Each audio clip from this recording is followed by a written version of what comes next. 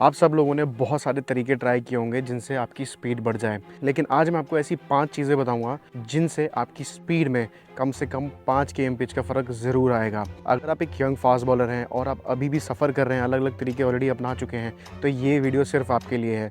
इस वीडियो को पूरा देखना और लास्ट तक बने रहना। अगर आपको स्पीड बढ़ानी है तो सबसे पहले आपको कॉन्सेप्ट समझना पड़ेगा काइनेटिक चेन का।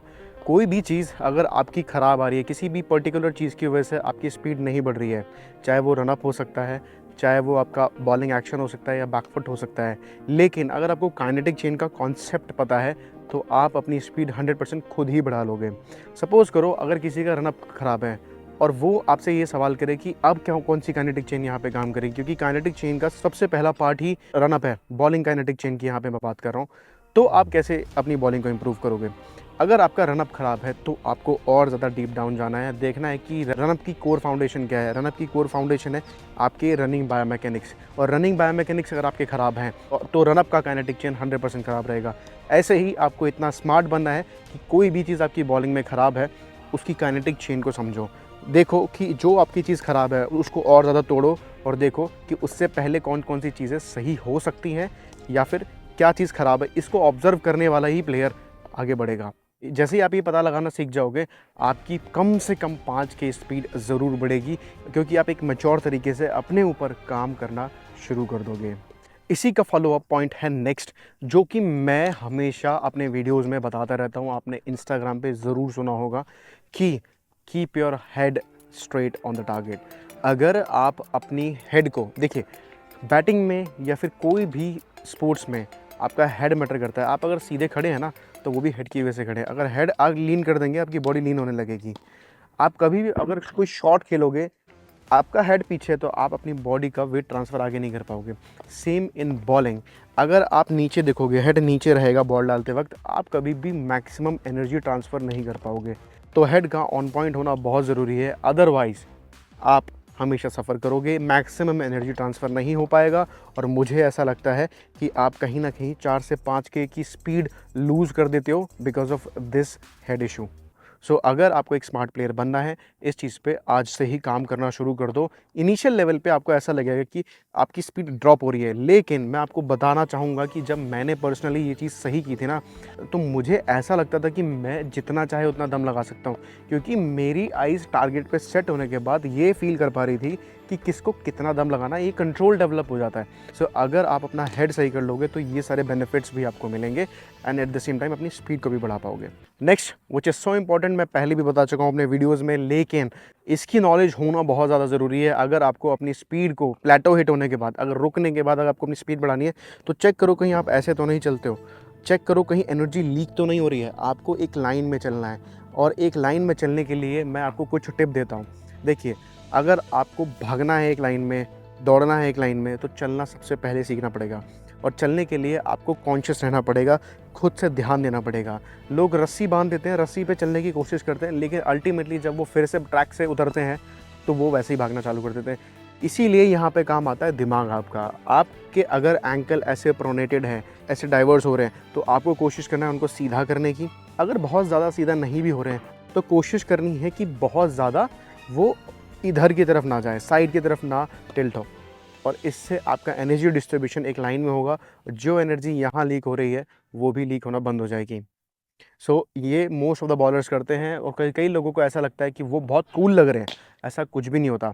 देखिए, देयर आर एक्सेप्शंस, और मैं हमेशा कहता हूँ कि इंटरनेशनल लेवल के बॉलर्स को देख के आप ये एक्सपेक्ट करते हो कि मैं भी वैसे ही बन जाऊं।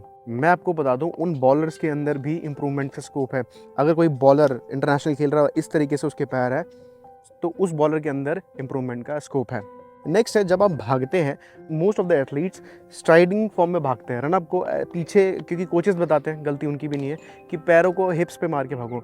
ऐसा कोई फास्ट बॉलिंग में रूल ही नहीं है कि आपको अपने पैरों को हिप्स पे मार के भागना है। देखिए, आपकी बॉडी का एक साइक्लिक पैटर्न होता है, उस साइक्लिक पैटर्न को आपको फॉलो करना है। जितने भी लड़के गलत भागते हैं, आप देखेंगे जब उनका पैर ऊपर से उठ के जब नीचे आता है, तो ये वाला नी उनके सेंटर ऑफ मास से पीछे चला जाता है, एंड देन उसकी वजह से उनका वो पैर पीछे लगता है एंड उनको लगता है कि वो स्ट्राइड कर रहे हैं, लेकिन ये करेक्ट साइक्लिक पैटर्न नहीं है। मैं आपको कुछ बताना चाहता हूँ, उसको ध्यान से सुनना, कि आपको ये मेक श्योर करना है कि आपका ये नी आपके सेंटर ऑफ मास से पीछे ना जाए, सिर्फ यहाँ से ही आगे चले। वापस यहीं आके न्यूट्रल पोजीशन है, वापस यहीं से कुछ इस तरीके से। और आप इन वीडियोस में भी देखेंगे कि मोस्टली लड़के सफ़र करते हैं। आप बिलीव नहीं करोगे, मेरे पास एक बच्चा है Mahesh Mali, there are a lot of clients. मैं सिर्फ अभी रीसेंट एग्जांपल आपको बता रहा हूँ। महेश माली सिर्फ चलना सही किया है, स्पीड में इतना चेंज आया है, आप बिलीव नहीं कर सकते हो। रिजल्ट आपके सामने है, ठीक है। आपको लगता होगा कि हम लोग स्पीड बढ़ाने के लिए बहुत बहुत सारा वर्क कर रहे हैं। नहीं जी, सिर्फ जो चीज़ मॉनिटर करने के बाद, आपकी मॉनिटरिंग के बाद हमें समझ में आती है कि इसकी वजह से स्पीड कट रही है, वो सबसे पहले हम सॉल्व करते हैं। सो ऐसा नहीं है कि सिर्फ चलने और इन चीज़ों को करने से आपकी बॉलिंग ही सही होगी, आपका ओवरऑल एथलेटिक लाइफ भी बढ़ता है। नहीं तो नई प्रॉब्लम चालू हो जाएंगी, आपकी हिप मोबिलिटी, एंकल मोबिलिटी और जितने भी जॉइंट के आसपास की मोबिलिटी है वो बंद होने लगेगी। तो जैसे ही हम इन चीज़ों पर काम करते हैं, बच्चों का रिजल्ट आता है। लास्ट पॉइंट जो मुझे ऐसा लगता है कि सबसे ज़्यादा इंपॉर्टेंट है, देखिए कभी भी आपको बहुत ज़्यादा लीन होकर नहीं भागना है, ऐसा कोई रूल नहीं है। मुझे समझ में नहीं आता ये सब चीज़ें कहाँ से आई है। आपको लीन होकर कभी भी नहीं भागना है। अल्टीमेटली सारे बॉलर्स और सारे जितने भी बायोमैकेनिकल एक्सपर्ट्स हैं वो भी कहते हैं कि लास्ट में आपको सीधा होना पड़ेगा, रॉक बैक पोजीशन में जाना पड़ेगा, चाहे कैसे भी बॉलर हो, फ्रंट ऑन, साइड ऑन, कैसे भी बॉलर है। अगर आपको अल्टीमेटली सीधा ही होना है तो आप अपने आप को इतना स्ट्रगल ऊपर नीचे क्यों कराते हो? इससे बहुत ज़्यादा डिस्टर्बेंस क्रिएट होती है आपके कॉन्शियस माइंड पे। मैं आपको बस इतना बताना चाहता हूँ, भागना अच्छा करो अपना, और बॉल पकड़ के अच्छी रनिंग करो, अच्छे रनअप की प्रैक्टिस करो, वीडियोस जाके देखो, मैंने सब कुछ बताया हुआ है रनअप की। एंड देन उसके बाद एग्जैक्टली उसी चीज़ को ट्रांसफ़र करो।